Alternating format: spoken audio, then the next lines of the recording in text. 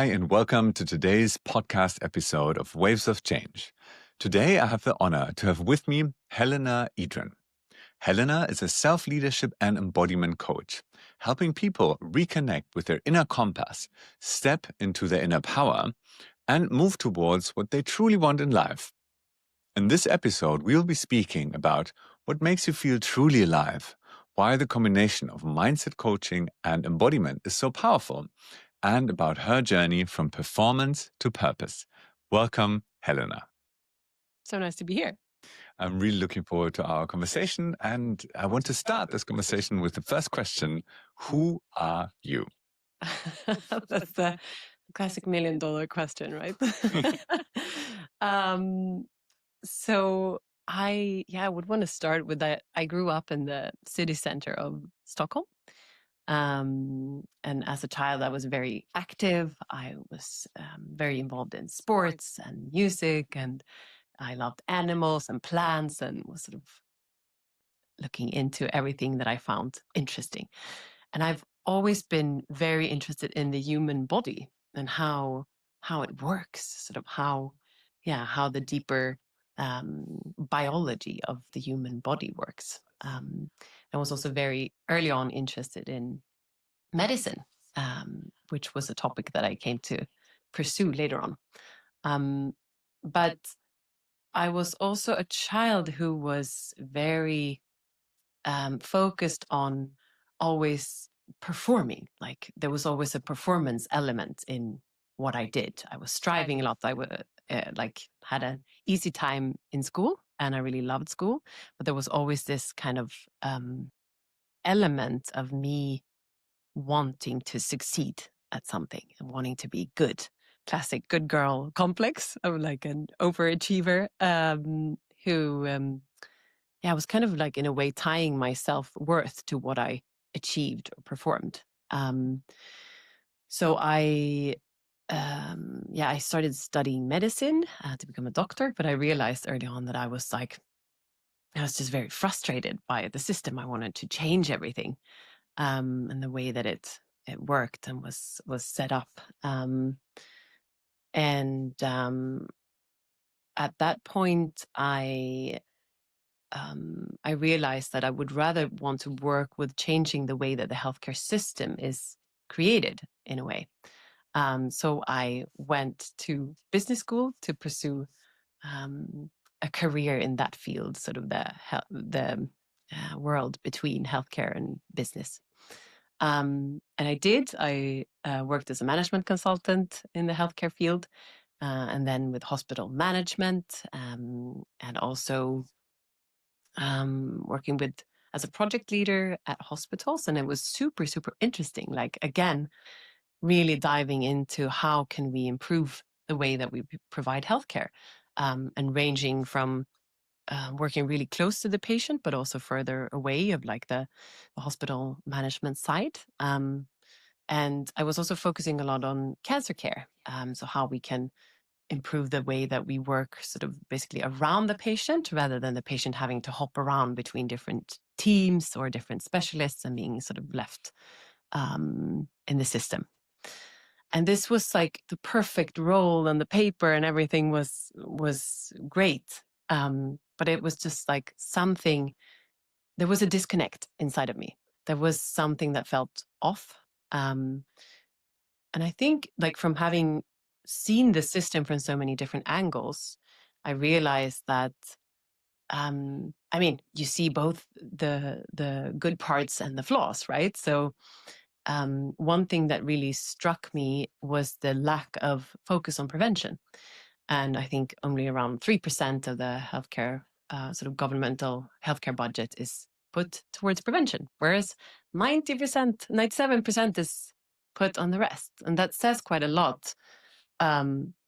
If we just bring the pill to the patient and treat the symptoms, that is sort of, might be exaggerating a little bit, but sometimes that is the case. And we don't really look at the root cause of what caused this disease from the beginning.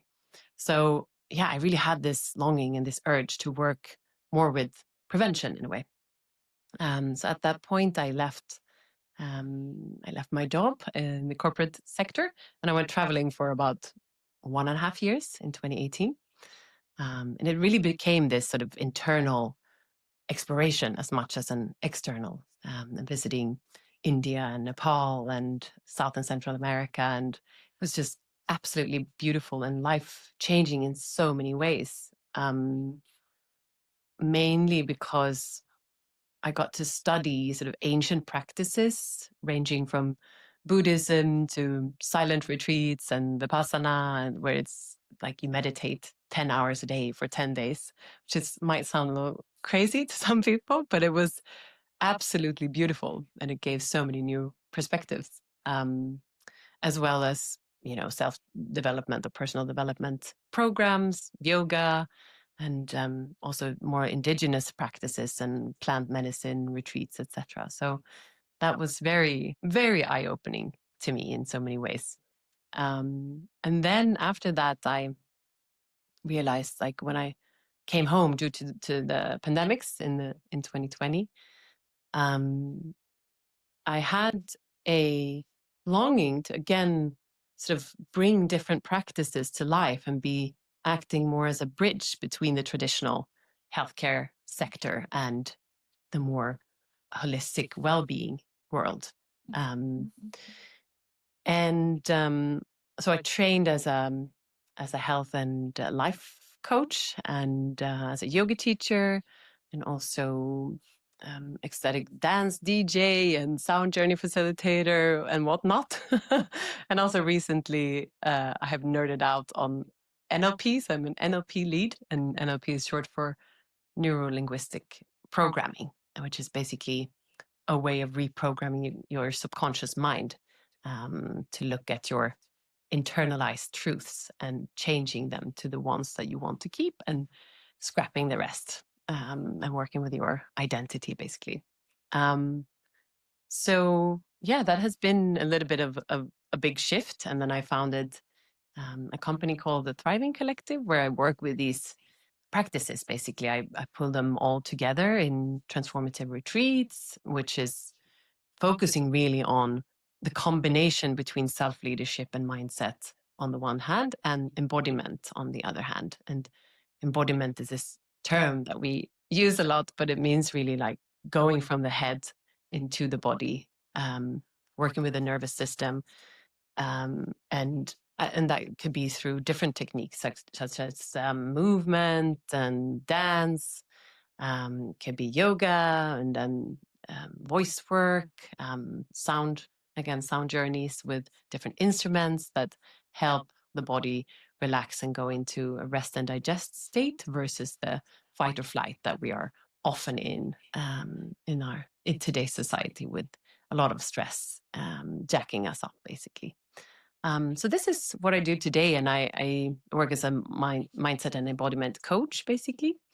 And really what I would say nowadays, so I was talking in the beginning a lot about this like performance driven focus, and now it's become a shift from performance to purpose, because I was sensing a big lack of purpose when I was working in the corporate world with the healthcare sector roles that I was in, because I was just feeling like, I want to make a difference here, but it was hard for me to find that outlet in a way. But now I really enjoy the work that I do, and I'm very grateful to be acting as that, like supposedly, at least, and hopefully to be acting as this bridge between the different worlds, and also work with the corporate sector of creating programs for well-being with yoga and mindset work, etc. Yeah. So that's a little bit about me. What a fascinating journey, and what a fascinating spectrum of experiences that you bring through being you. And I wanted to tie that back to the very beginning, when you shared a little bit about your childhood. There's something that I'm very fascinated about, very curious about, how what people do relates and correlates to what they were excited about as kids. And maybe you see a correlation. If there's one, which one do you see? Yeah, I've always been extremely fascinated about people, about sort of not just the human body and the biology, as I shared before, but also the human psyche, how we think, feel, react, what our beliefs are, and why we act in the way that we act, so to speak. And I think, yeah, I was always curious to meet new people from, yeah, maybe when I was a kid, it was mainly my parents' friends, for example, and also my friends from school. But it's always been an interest in people in different ages, and especially elderly people. I've always been very, very fascinated about them. What fascinated you about them? That they were so wise, and so they had all the answers. I was very, very close to my grandmother on my mother's side. I was sort of granny's girl, and we had the best conversations in the country house of my family. Actually, she had my grandpa move out to the guest room, and I got to move in to the bed next to her, and we we were sleeping there together and having the best time, talking for hours and hours and about life and the stars and whatnot. It was really, really a nice time, and we called it the fridge because she always had the window completely open, so it was ice cold, and you had these thick blankets and lay there talking for hours. Yeah. What would you say? How did she like shape you and like the way that you see the world? Yeah, that is also a good question. But I think one way that she really has made an imprint is that every time I would call her and ask how she was doing all through her life, she was always saying, well, good as usual. And in a way, I've been thinking about that. On the one hand, she was an extremely positive person just by her nature, and that has sort of, I see those sides in myself as well.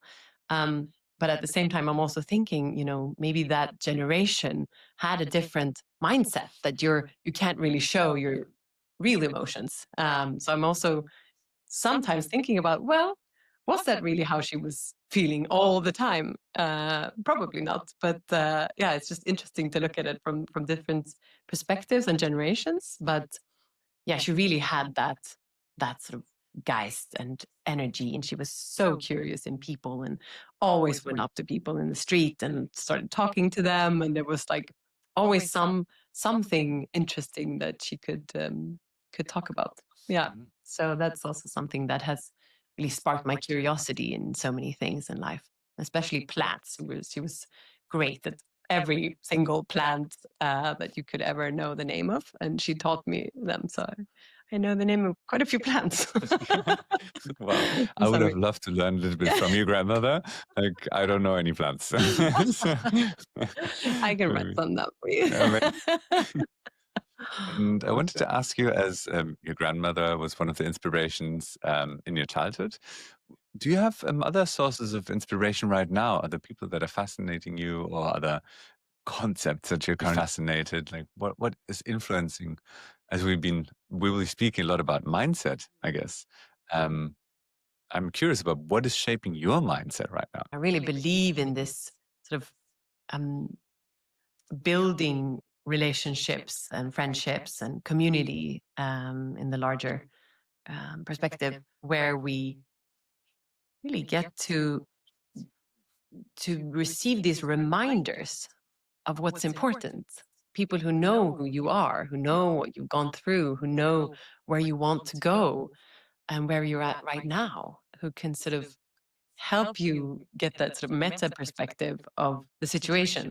Whereas sometimes you're so focused yourself on what's going on, so it's difficult to take a step to the side. It's the same again with coaching. You can coach other people, but it's really hard to coach yourself sometimes. So yeah, I must say, really, my close friends have a very big influence on me right now in my life.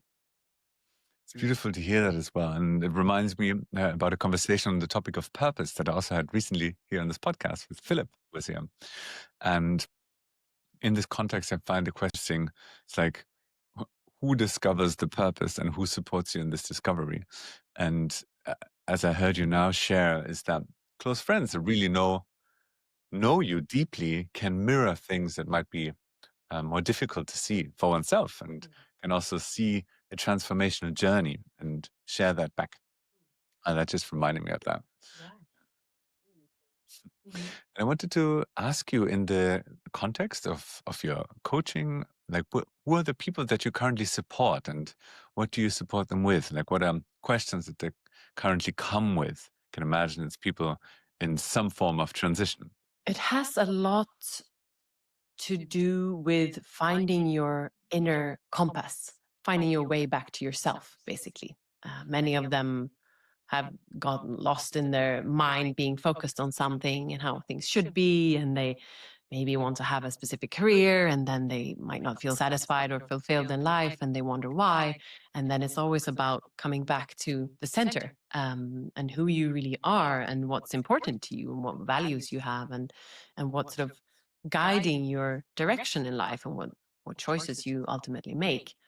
And it's also people um, who want some kind of like, yeah, how to say it, ignition, to ignite something in their life. Maybe they've lost the touch with their fire or their drive.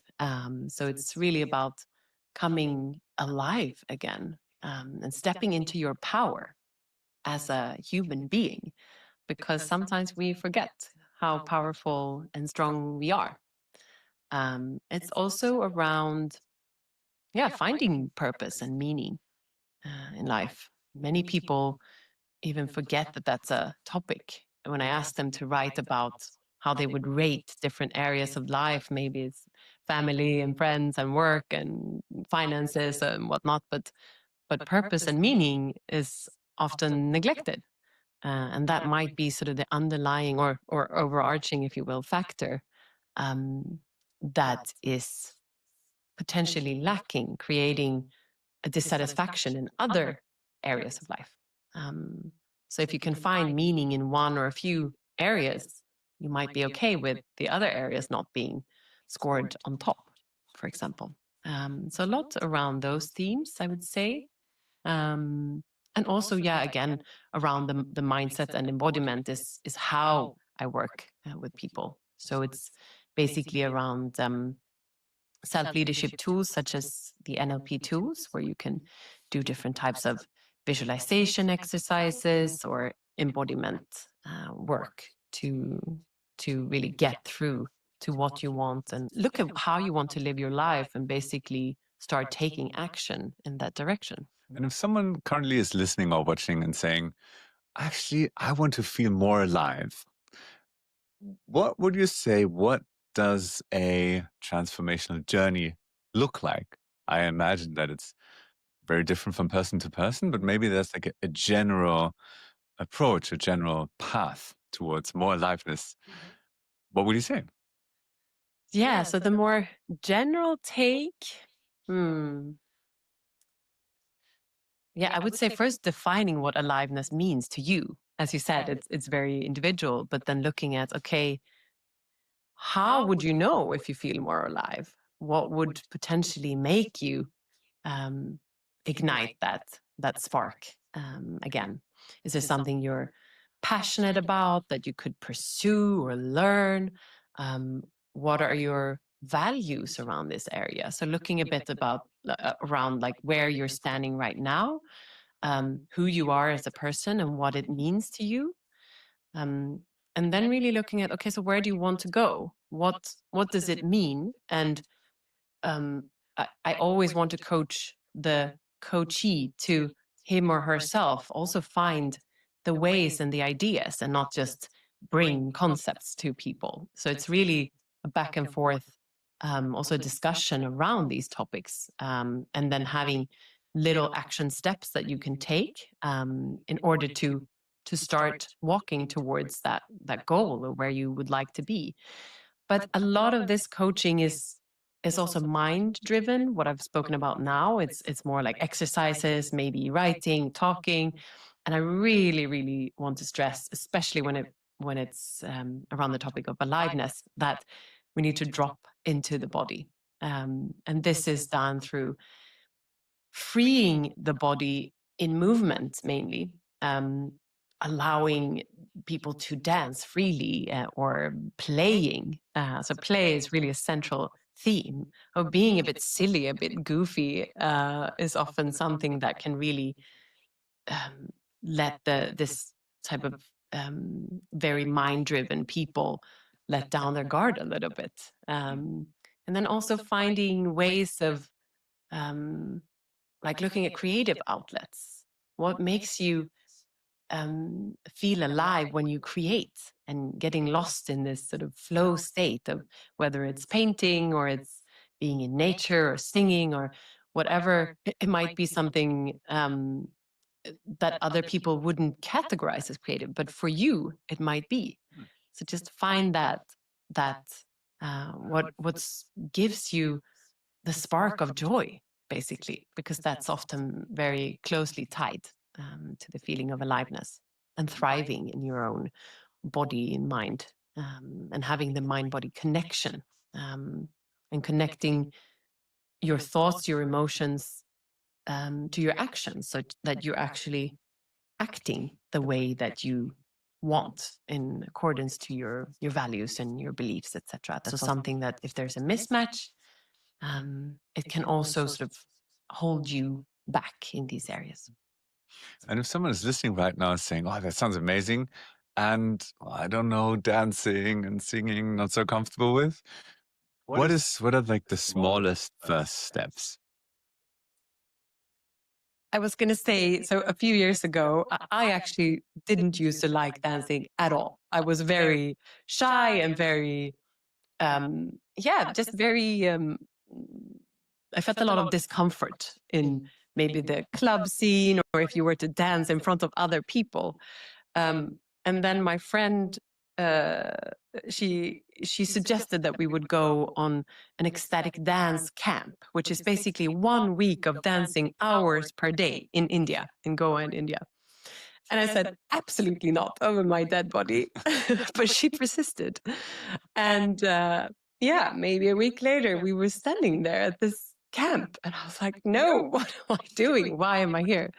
But then I think maybe half an hour in, I saw all these amazing people moving their bodies like water. I've never seen anything like it. But some were also just hopping around like animals or making sounds or just allowing themselves to be a bit weird, or be goofy, be childish and playful. And I realized that that exact moment just really switched something in me. And I started hopping around like a monkey and making sounds and feeling very ridiculous. But it was so liberating to just at least try.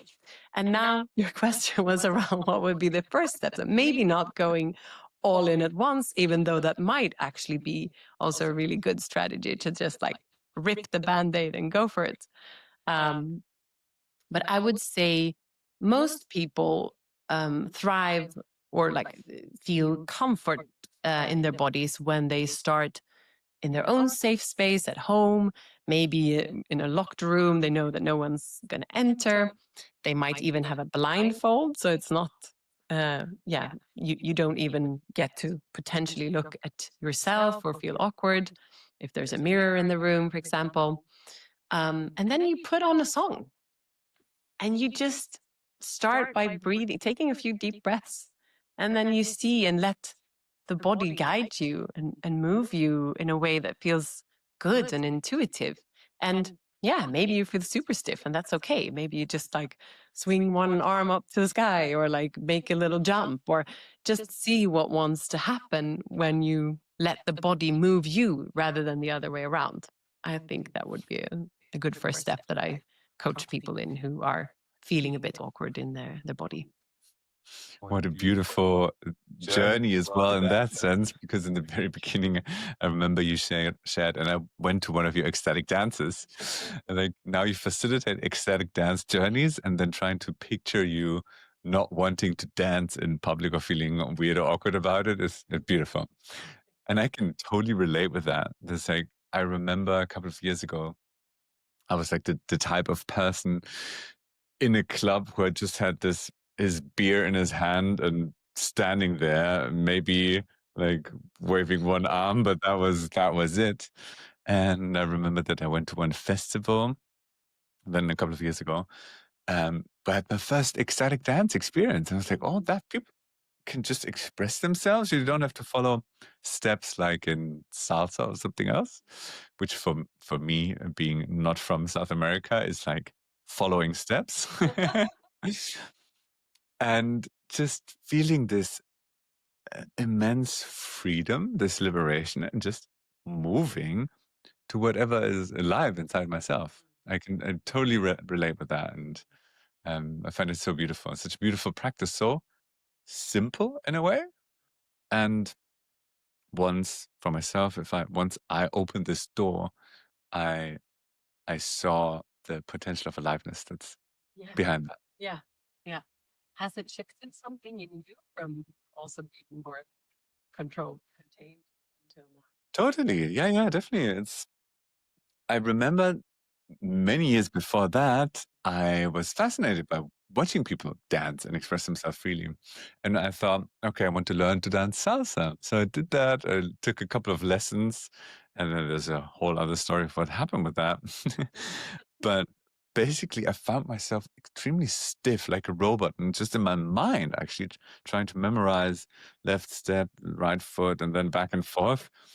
And it was not enjoyable for me, neither was it for my partner. It was just like a very robotic experience. But then experiencing this other way of self-expression, which is not about getting the steps right, but the entire intention, how I experienced, was it just moving with what's alive, independently of if that fits in any type of frame. And since then, I enjoy dancing so much. And I feel actually, for me, it feels a little bit like shadow work. Every time I hear a track, which is maybe not completely in my, I don't know if zone of comfort is a good word, but where the type of music is not something that I would listen to when I'm alone at home. But then I always still try to open myself and try to feel the music in my body and move with it and see what it does with me. And every time I feel a little bit more expansion in my system and more free as a human being with like this apparently small thing, moving to music. Yes. So yeah, it definitely shifted a lot since that moment. Yeah, amazing. And what you're saying here is so interesting because it's really about finding a way to move your body completely freely. If that's your goal, you have to start somewhere, and you might not even like all the music. That's not the point. It's really about dancing what you feel, as you say. What's alive? When I hear this song, it's like, oh, maybe I don't like it, and how does this resistance look in my body? Like, yeah, dance that. So it's really an exploration that is quite a lot of fun once you're in it. And I would also say maybe one of the good first steps would be to actually dance off beat, like to make it even a practice. Because sometimes I think many people go up in their head that it's like, do I do it right? But what is right? There's no right or wrong. Try to do it wrong deliberately. And then you can start from there, or like, yeah, just hop around, or like do something that you wouldn't normally do. I'm so curious. I really hope that people now at home listening to that start dancing. It's like, okay, I'm going to press pause. I'm just going to put on a different track and jump around. Please do. And I wanted to take this moment to transition a little bit towards the context where we're finding ourselves right now. So right now we're sitting in this amazing podcast studio here at Lakefront, where you also hosted one of your ecstatic dances. And I wanted to ask you, what drew you to Lakefront in the first place? Like, what brought you here, or what is it that you're excited about being here at Lakefront? I love when people on a mission come together with shared values, and who want to collaborate and build something together. That's sort of the essence of what I saw. Like, yes, this is something I want to be a part of. And I really see that this place has attracted creators, innovators, leaders, artists, people who, and disruptors as well, people who want to do things differently and live their lives differently, and who really want to create change. Is this inner development for outer change, the mission statement, but I really love, because it's people who are really dedicated to their own inner personal development and to developing together as a collective, and then bringing these learnings out to the greater community and society at large, which is really what inspires me to be here. But there are so many layers of this collaboration and what could be birthed from this place. And that is yet to be seen, right? That we're still early on in the journey, but yeah, this place has just so much potential. And looking at the values that really spoke to me as well is this curiosity and this openness, and also a big theme around authenticity and depth.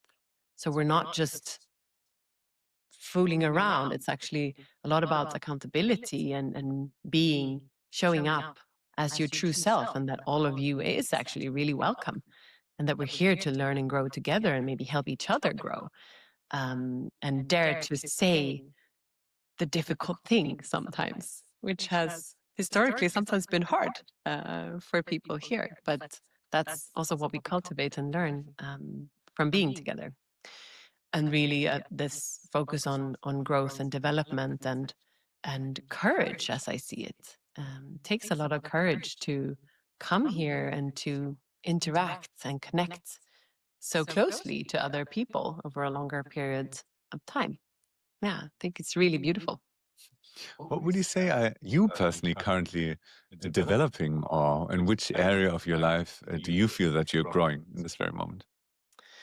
Yeah, so I'm growing a lot professionally right now, since I've started this company with a new mission and something in a completely, in one way, different direction, but it's also tying or like building this bridge towards the traditional healthcare, but also the more well-being and holistic world in a way.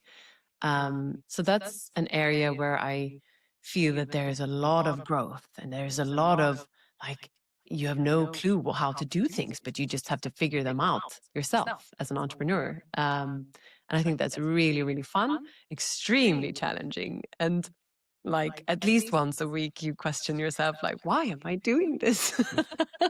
But then the rest of the time, it's like, I know why I'm doing this. It's because I do it from the heart, and it's something I'm really passionate about to bring to the world in a way.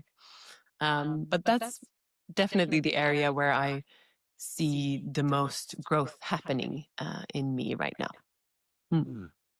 Yeah, and I know that you're really passionate about these topics of self-leadership, mindset, and embodiment. And I was asking myself right now, in your own growth journey, what supports you most of these areas that you also share with others? Yeah, that's a good question. I'm going to be boring and say the combination because I really see, I mean, we can't have one without the other. If we only work with mindset and shifting how we think, our perspectives, our patterns, and not let it land in the body and have the nervous system on board, there won't be any lasting change. So for lasting change to really happen and take root, we need them both. And in a way, mindset can shift your story, mindset work can shift your story, but it's the embodiment parts that really anchor the story in the body and makes it integrated in the body to last in the long run. So I would definitely say that I have a morning routine that I do most days, not all days. I would want to say every day, but no. And that has a lot of these like playfulness and dancing parts in it. But what I find so important is that before you go into these exercises that sort of shift your state of being and can pull you from maybe a lower frequency or emotion to a higher one with dance or expression, for example, it's really important for me to listen into the body, to feel where I'm at, to start there, to always look at the thoughts, emotions, and how the physical body is doing before doing any of these exercises, basically. And then it is a lot of like landing in the body and switching my state of being, so i.e. my thoughts and emotions, if I need to switch it. If there's something where I need to be in a good place or like an open and inspired place, then I have all the tools to know how to do that. Which are the tools? That it's a secret. I'm joking. But it depends on how much you pay. Yeah, so it's again, the easy version of that is still movement, being in the body, visualization. So NLP and the mindset coaching is really focusing again. So after being in the body, I normally do some of those exercises to really shift the internal state. And that is about reprogramming the subconscious mind. So those tools can be visualizing a future state where you want to go or be in the future. It can also be looking at hindering or limiting beliefs that hold you back. We all have this voice in our head, most of us at least, and some of us are aware of it and some might not. But often the voice can be very critical. So listening to what this voice is telling us and then running through the loop of how that thought or belief about something, our internal truth about something, ourselves or life, how that translates into an emotion, and how then that emotion leads us to a behavior, and that behavior gives us our results. So that's a loop that's constantly ongoing. And if we can hijack that loop, so to say, with changing the easiest lever to use to be able to break this pattern is to choose a new thought, basically. Choose a new statement that will lead you, if you believe in this statement, it leads you to a different emotion. And then that will lead you to new actions or behaviors, and that will give you the results that you want. So it's basically, that's a very powerful, it's simple in the way that it's constructed, but you also need to do this over time with repetition. So that's some of the things that you can use. So both working again with the mind and with the body. Breath is also another really, really great tool that can really shift your internal state. And then again, the voice as you do as well. So yeah. Yeah, and I was wondering right now, if someone is listening and saying, well, oh, okay, all of this sounds amazing, but long morning routine and then all of these practices, I don't have so much time. I hear that very often in my coaching session, that people say, sounds amazing, but I don't have the time. What would you say? So I would say, how much time do you have? Starting there. 5 minutes. Okay, otherwise I was going to say, you can also do this morning routine that I was talking about now in 20 minutes, which is quite a decent amount of time. It's still reasonable for most or for many people. If you only have 5 minutes or even 1 minute, I would say when you wake up, stay in bed and just take a few conscious breaths, and really, like, maybe with your eyes still closed, maybe putting some hands, your hands on your body, and checking in with yourself, really where you're at, what's going on emotionally in your thoughts. Because so often we wake up and look at the phone and we get these imprints and thoughts and impressions from the outside world immediately. But if we can just be present with ourselves in the very moment that we wake up, it will really possibly change the course of the day. And then I really think that if you have 5 minutes, a few minutes of conscious breathing, there are different breathing exercises. For example, box breathing, where you breathe into the count of 4, hold your breath to the count of 4, exhale to the count of 4, and then hold your breath again to the count of 4. And doing that rather slowly, not too fast, but still, after a few rounds, you will often notice a shift somatically in your body. So that's something I think if you have short amount of time is definitely what I would recommend. Reminds me a lot of how I also started my own journey with own practices. And I remember that I was in that time working on another social project, and I felt, yeah, I'm really contributing to the world. I need to work more to contribute more. And that led to me working very late at night and trying to minimize the time between waking up and sitting at my laptop due to the thought that I wanted to make a higher contribution. So it was very interesting for me to see that it came from a very good place, so to say, of wanting to contribute more. But the experience that I had was, it led me to feeling super stressed, to having my sleep was getting worse and worse. I was getting more tense in my body without realizing it. I just realized afterwards. And getting like sharper in my tone when speaking with friends or my partner. And then the difference that it made was that I just sat in the morning. I just took 5 minutes for meditation, which was basically just observing my inner state, as we were saying. Just that. I started with that 5 minutes. It was even a guided meditation with some app. Can't remember the app, but some app, guided meditation.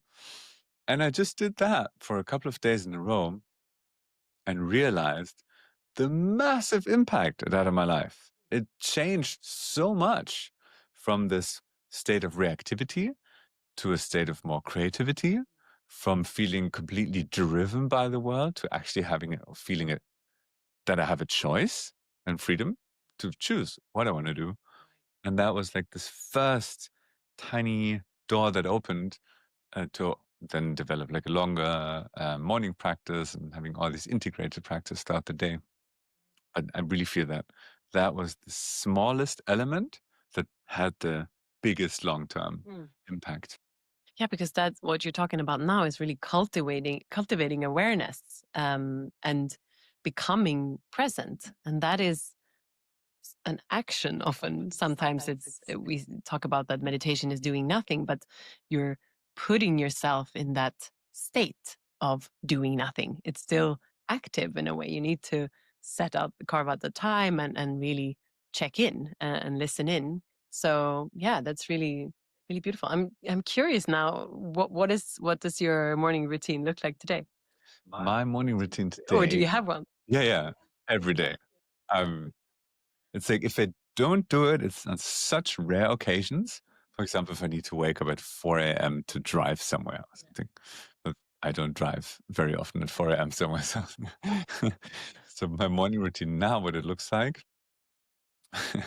it's a pretty rough start. Like I wake up, I don't have my phone. I have like a different alarm clock that's like this daylight alarm clocks, and that has like sound of birds chirping. So that's and then the first thing that I do is like a 15-minute strength workout. So I wake up, and then the first thing is I do a couple of push-ups, which now I feel makes me want to stay in bed a little bit longer because a part of me doesn't want to do it. It's like, why would I do push-ups after waking up? But I still do it. And then I do a couple of other practices, but that 15 minutes. And then I do 10 minutes of stretching because I realized I just have too much back pain if I don't do it, if I just sit around too much. Then I shower, brush my teeth, and they have like a little gratitude ritual. It's actually a beautiful one. Every time I turn up water on the shower, I ask myself, what am I grateful for? Every time. And I've been doing that for 10 years, probably every single day. And it's so beautiful. And after that, I have roughly a 10-minute meditation. And that's it. And I feel this strong difference if I do it or if I don't do it. And I'm very grateful that I developed it. And I've been so consistent with it for such a long time that it really feels like brushing my teeth. And if I don't do it, it feels like I didn't brush my teeth. And it's really uncomfortable. And to be honest, most of the this morning practice I do because my natural state of being is very much being out there with everyone else. So my autopilot is, how's everyone doing? Can I contribute to their well-being? And it's very hard to switch that off. And if I don't do the morning practice, I'm not connected with myself, and then I'm everywhere else. And the effect of that is that if someone asks me throughout the day, how are you? It's very difficult for me to answer because I don't feel it. I don't know. And if I do the morning practice, I connect first to myself, and then I can handle whatever else is happening in the world, and still can maintain this connection to myself. So it has a huge impact. Right. Yeah, that's beautiful. But also curious to hear, did you say that you nowadays don't do the check-in with your body before you start doing your push-ups? Or you do? I wake up, then I do my strength training. I think the meditation is my body Right. check-in. So Yeah. Yeah. I was just strength curious if workout, you had stretching, cut and it then out. meditation. No. And that's like after the meditation, I feel like I'm in super Zen mode. Like, okay, I know how I feel. I know my state of being. I know what I'm grateful for and what I want to do this day. So, what does yours look like? No, I actually want to know as Yeah. well. So nowadays it looks like, so first of all, I always try to check in with my body, even though I wouldn't have time to do the full morning routine. I always do this check in with my body when I'm still in bed. And then I get up and I start with a shaking practice, which is basically that you're, yeah, as it sounds, you're shaking your body, which is a way of moving stagnant energy through the body, and emotions that we bottle up or stress that we bottle up, that gets sort of stuck in the system, is really good for doing that. Just similar to when animals that have been chased in the savannah or something, you see them like shake their body off. So it's a way to really release that. After the shaking, I always do a dance part. So I put on my favorite song that has always been the same. So it's like a priming. It's called Earth Groove by, oh my God. Sophia something. VJ and Sophia, I think. Yeah. It's very upbeat, and yeah, I really like dancing to that song. And then I do a meditation part where I ask myself some questions in a way similar to the ones that you were talking about. It's about gratitude. It's about also setting an intention for the day, what my most important action is for the day, and then yeah, how I want to show up. Beautiful. I hope that the people watching and or listening have already a lot of inspiration. It's like, this is the buffet of what you could do for a morning practice, and then there are a million other ways to do that. And I'm feeling that our conversation is slowly moving towards the end. So therefore, I wanted to open the space. If there's anything else that you would like to share, let people know about you, if whatever it is, if there's something on your heart that you want to share or do or say, now would be a good moment for that. Right. So yeah, one sort of thing that I really want people to take away is that you can change your reality. You are the master of your own thoughts that create these emotions, that create your actions, and then give you your results. So you really can break this loop. And it's the ways that you can reprogram your subconscious mind, where all these sort of limiting beliefs and hindering thoughts about yourself or the world, where they lie, is really, or the levers that you use is repetition and emotionally strong events.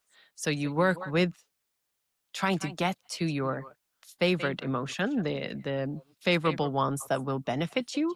So instead of a thought loop that maybe I'm not a good presenter at work, and then you feel stressed, and then you hold yourself back and don't present at work, and then you get the result that you don't develop. Then maybe you can change that to I'm a good enough presenter, or I'm just as good a presenter as anyone else, or I'm a great presenter and I'm really, comfortable with presenting. So it's about choosing a new truth. And in the beginning, it might feel difficult to really believe in it.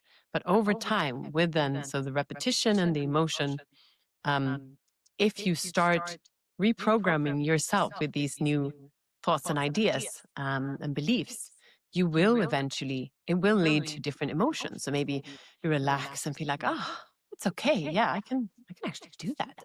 And then you will eventually start acting in a new way that will also give you the results that you want, so that you can get where you want in life. And that's something I find really important. And there's a really beautiful saying around that,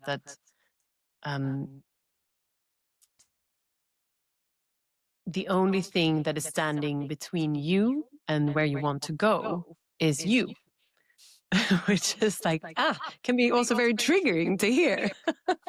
But ultimately, it holds a lot of truth, and that we can create our own reality in our own lives. I think so.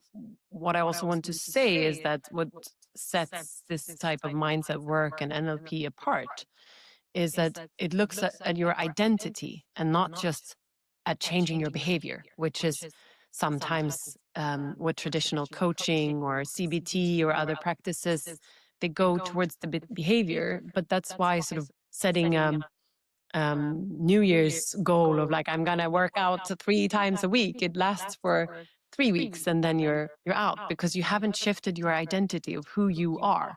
If you can, instead of like looking at the behavior, you can look at, I am a person who takes my training seriously and I will show up for my practice, or some other theme of your identity that feels true to you. And you start building that identity of who you want to be, basically. Eventually you will for sure have different results. And that's why it's so powerful. Beautiful. Thank you so much, Helena. Thank you so much for being here, for sharing your experience, your thoughts, your journey. I hope that people watching and or listening take a lot of inspiration from that. And just want to say a big thank you to you.